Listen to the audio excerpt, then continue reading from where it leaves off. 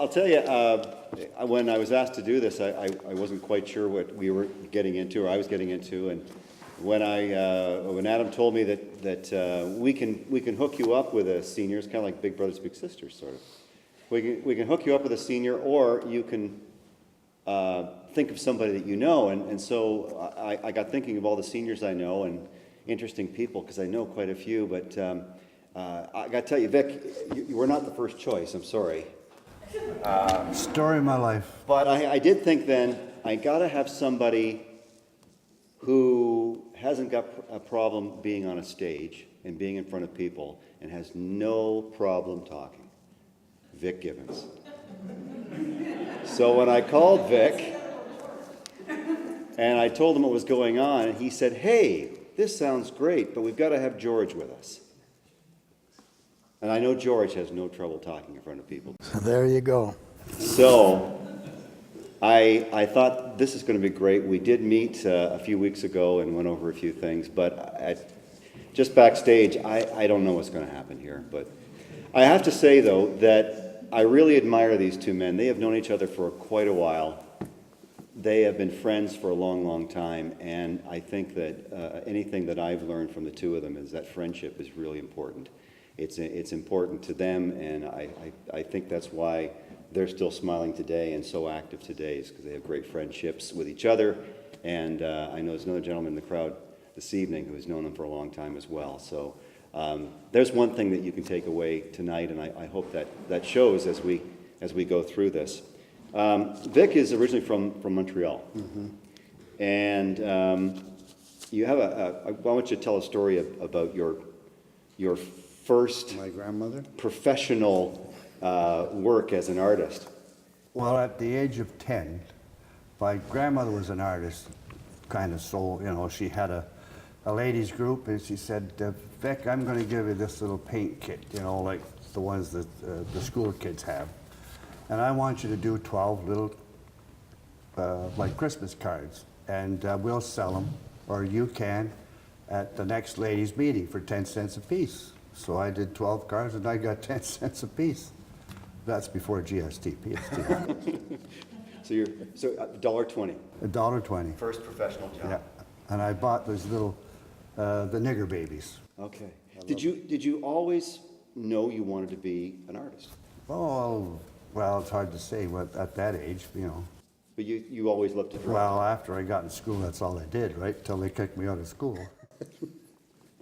School was not something that you were terribly interested in. No. So what was it just? Do you feel it's a natural gift? Did you take training? Yeah. Did somebody help you along? Well, Bell Pond got me going.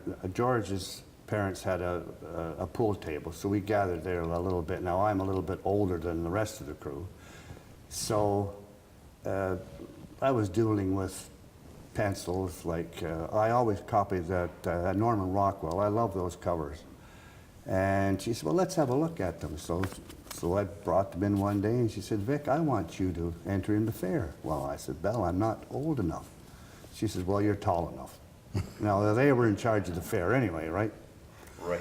So anyway, she says, now remember, the first year, you probably won't win anything. The second year, you might not win anything, but don't give up. So then, lo and behold, she was right on cue. So then after that, I started to do pen and inks. And then I started to take off, bingo. I was on my way. Never look back. Never look back. We should look back for just a second, and George, I'll ask you this question. I started by saying you've known each other for a long time. How far back does this friendship go? Well, it goes back to the days that we played baseball together. Vic's younger brother was my age, and that was Dick Gibbons.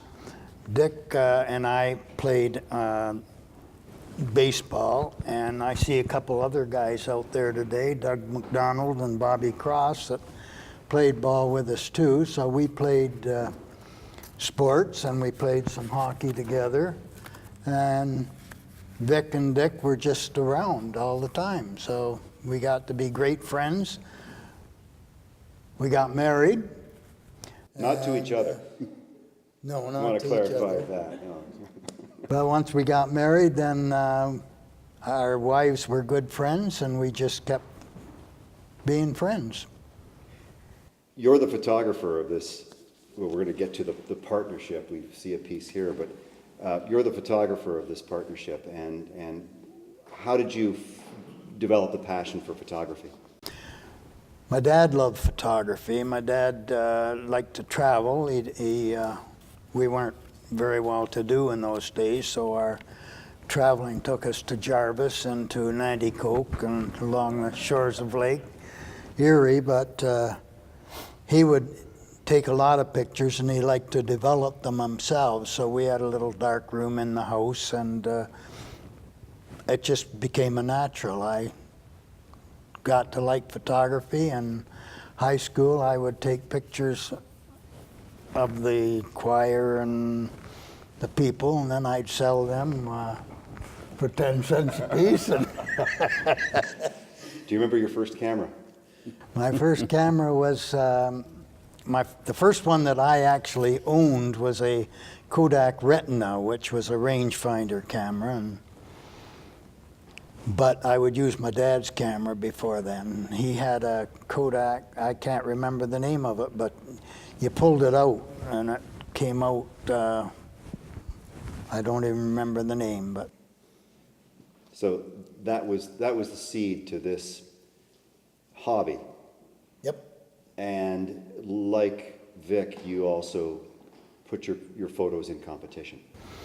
I put my photos in competition at the Norfolk County Fair, and did not too bad. And then later on, I became involved with the photo committee at the fair. So now I don't enter at all, but I'm involved with the photography show at the fair. We have a display of work here of photos and the paintings from those photos. This one, we'll get to this in a bit. What was the first work that you did together? Oh, Do you remember? I mean, it's got to be a while back, but Not that long. no, not that long. No, we just started in the birds. Well, after this one, this was done I was Artist of the Year for the Canadian Wildlife Federation. Right, that's right it was. Right? So I did this Profoundly War because this is Bacchus. Yes. So that's how we got going and started on. Then I had a show at Bacchus, and I was talking to Dave Scott. Like, we went down for a coffee, and I said, what do you think of this idea, Dave, that George and I get together for your paper, and we'll scratch each other's back, right? So that's how it started. So. And this is a series that is appearing in the Hub. Yeah. Of a photograph that George has taken. Every 2 weeks. You then have done a painting of it. Yeah. And then George also discusses the bird. The birds. You're quite an expert on birds in North America and, for that matter, I guess around the world. Well, I know a little bit about birds. Sure it does.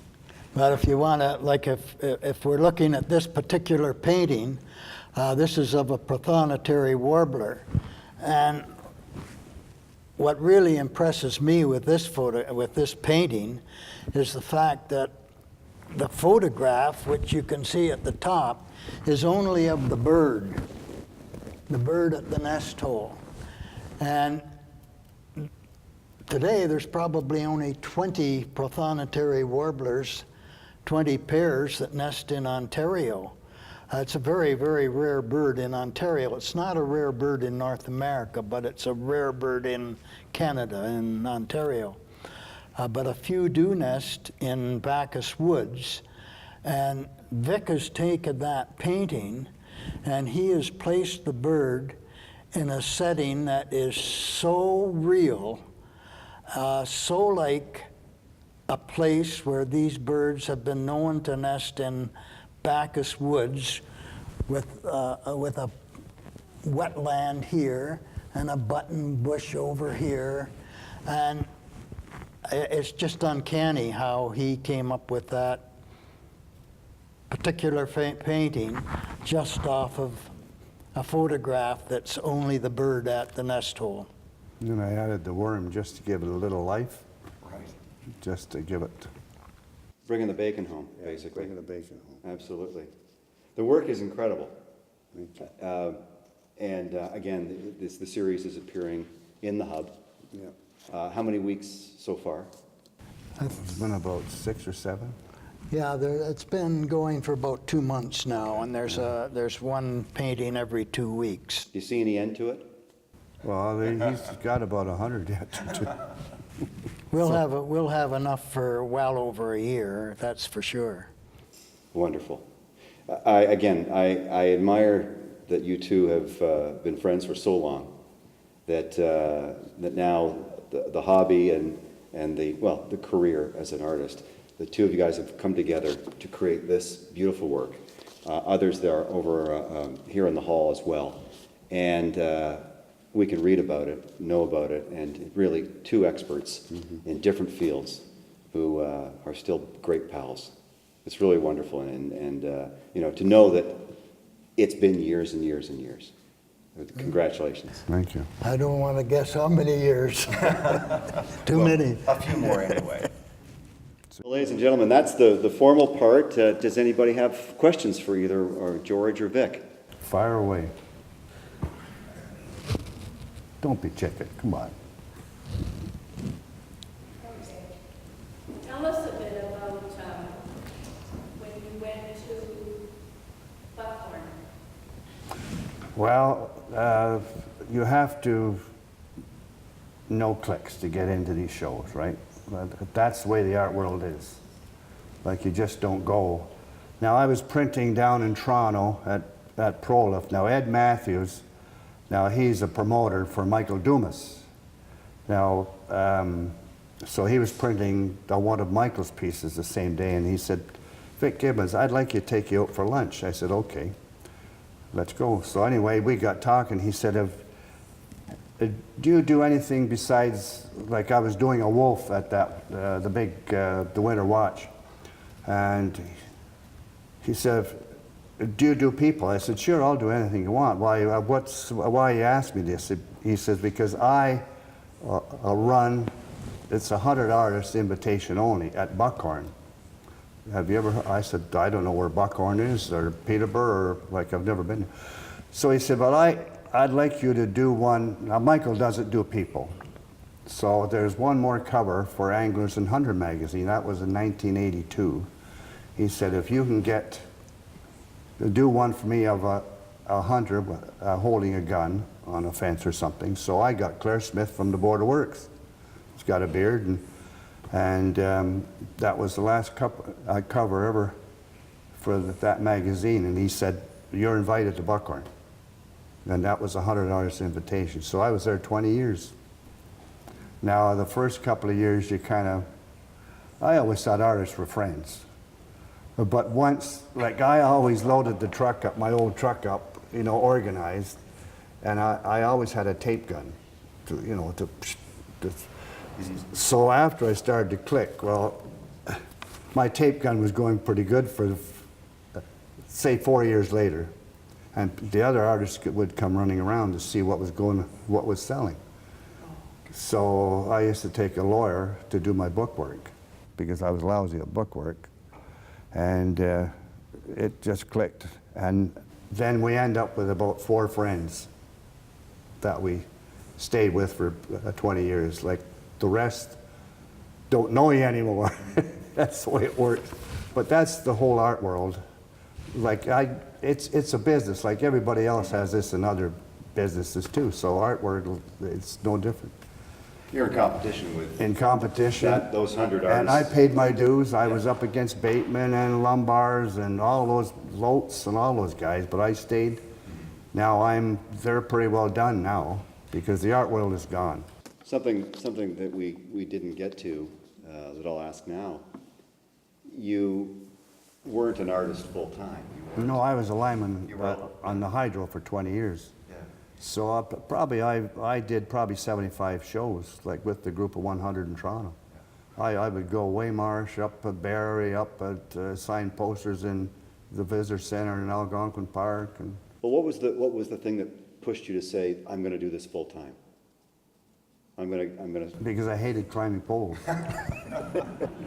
good answer, good answer. Any other questions? Question for George. Actually, I know that you run the photography competition at the fair now, and I guess you go through the submissions and pick which ones get in. What makes a good photograph for you as far as your judgment goes when you award prizes at the fair?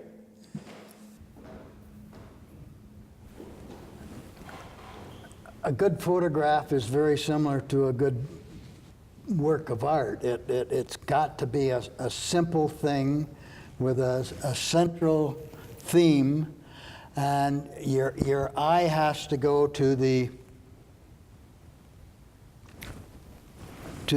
central thing, and it can't be too busy. Like in a way, this painting is busy, but all you really see is the bird here when you look at that. Your eye goes directly to the bird. And there are certain rules in photography and in art. They can be broken, of course, but if you use the rule of thirds, and Vic has put this bird in here rather than dead center. If you're taking a picture of a sunset, for example, most people take it right in the center, and that's the worst possible place to take your photograph of the sunset. Put the bright light up here or up there or even down here in one of these rules of thirds. You need to have leading lines going in. There's a million rules in art and in photography that make for a good picture. I don't know whether that answers your question. At the fair, we always use outside judges. We never do the judging ourselves. We bring in judges. This year they were all from the Woodstock area. And they talk about why they chose particular pieces as their top. How close do you have to get to the bird, George, to get a picture like that? I use a either 300 millimeter lens or 420 millimeter lens, and I need to be relatively close, generally as close as from here to the camera, from the bird. Otherwise, it's too far away. Although with digital photography, you can crop the pictures on the computer, and that has just opened up incredible opportunities for photographers, because they can crop their pictures and bring it in on the computer, and if they've got enough megapixels or whatever those things are in the camera, they can get a good image. Anyone else? Yeah, I've got a question for Vic. A lot of artists dabble in different types of media. Do you do other work besides paintings? Like, have you ever done carvings of birds or anything like that? No, I'm not a Just carver. paintings. Yeah, No, has your work always been realistic? Have you experimented Pretty with well, some other yeah. types of styles? I started with scenery, and then I got into like I did the cover for the James Bay telephone book. That's the one I was talking about with Ed Matthews. That's the big wolf.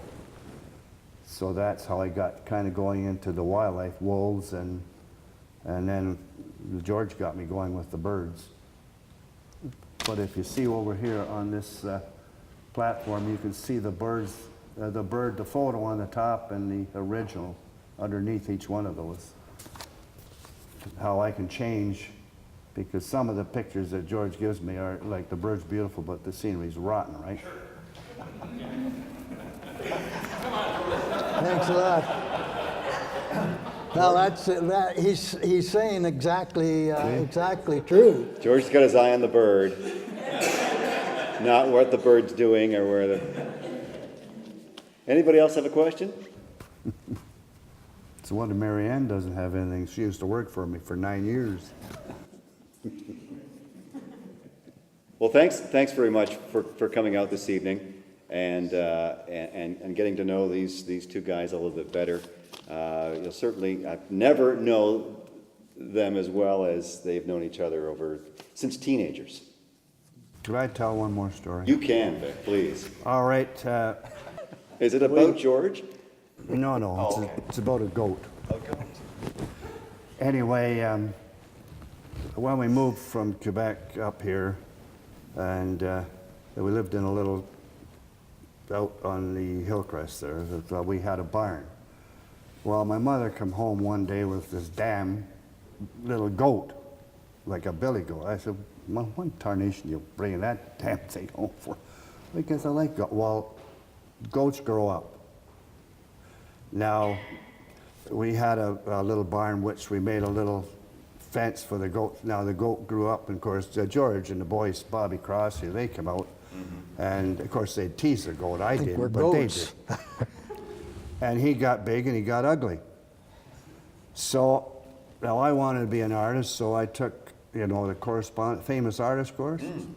Okay, well I did, I worked in tobacco to raise enough, I think it was $262 or something to get this art course. And goats don't eat tin cans, by the way, because we tried that. But they eat the paper off them. So anyway, the Billy got loose. Okay, well, this is going back. Now, we had an old chicken coop. So I don't know who of the boys helped me bring the window out of the chicken coop. So we took the end of the barn out. That was going to be my studio, which the hot sun, it was beautiful. So my art course was there. Well, one night, Billy got loose. And you know what's going to happen. Billy ate my art course. I could have killed him. Well, on that note, again, thank you very much, and thanks to Barbara Very for inviting us and putting this evening together. The Old Town Hall. And with your attendance, thank you very much for supporting the Haldeman Norfolk Alzheimer's Society. Thank you.